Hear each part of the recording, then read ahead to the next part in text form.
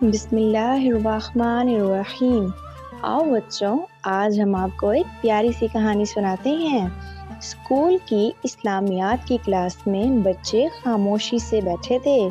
ان کے استاد رحمت سر بورڈ کے سامنے کھڑے تھے۔ انہوں نے مسکرا کر کہا، بچوں، آج ہم ایک ایسا جملہ سیکھنے جا رہے ہیں جو دنیا کا سب سے عظیم کلمہ ہے، وہ ہے کلمہ طیبہ۔ عظیم نے فوراً کہا، سر، وہی کلمہ جو کہتا ہے لا الہ الا اللہ محمد رسول اللہ۔ استاد صاحب خوش ہو کر بولے، بہت خوب عظیم، تمہیں معلوم ہے یہ کلمہ صرف بولنے کے لیے نہیں بلکہ ایمان کا پہلا دروازہ ہے۔ جو شخص دل سے یہ کلمہ پڑھ لیتا ہے وہ اسلام میں داخل ہو جاتا ہے۔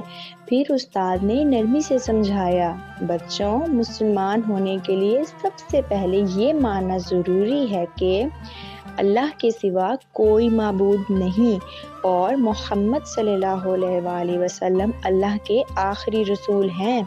اسی یقین کا اعلان کلمہ طیبہ سے ہوتا ہے۔ یہی ہے کلمہ دعویٰ جو ایمان اور اسلام کی پہچان ہے۔ عظیم نے غور سے سنا اور بولا، سر، تو جو بھی اسلام قبول کرنا چاہتا ہے اسے سب سے پہلے یہی کلمہ دل سے پڑھنا ہوتا ہے نا؟ استاد نے مسکرا کر کہا، بالکل بیٹا، اور صرف پڑھنا نہیں، سمجھنا بھی ضروری ہے تاکہ ہم جان سکیں کہ ہم اللہ کے بندے ہیں اور محمد صلی اللہ علیہ وآلہ وسلم کے طریقے پر چلنے والے ہیں۔ پھر استاد صاحب نے کہا، اب سب بچے میرے ساتھ مل کر پڑھیں۔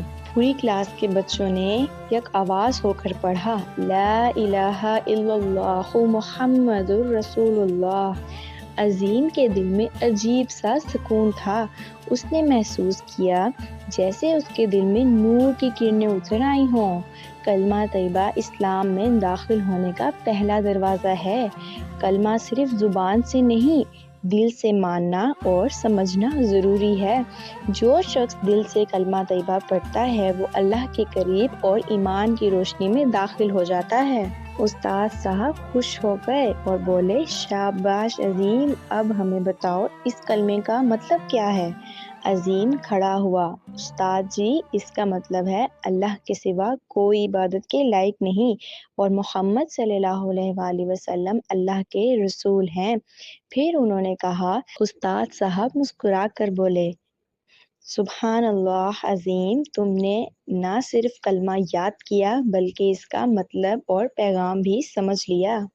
الکبیر پبلشرز یہ ایک تعلیمی ادارہ ہے جو بچوں کے لیے رنگین تصویروں، خوبصورت کہانیوں اور دلچسپ انداز میں اسلام کی تعلیمات پیش کرتا ہے۔ الکبیر پبلشرز، جہاں ہر کہانی میں اسلام کی روشنی چمکتی ہے۔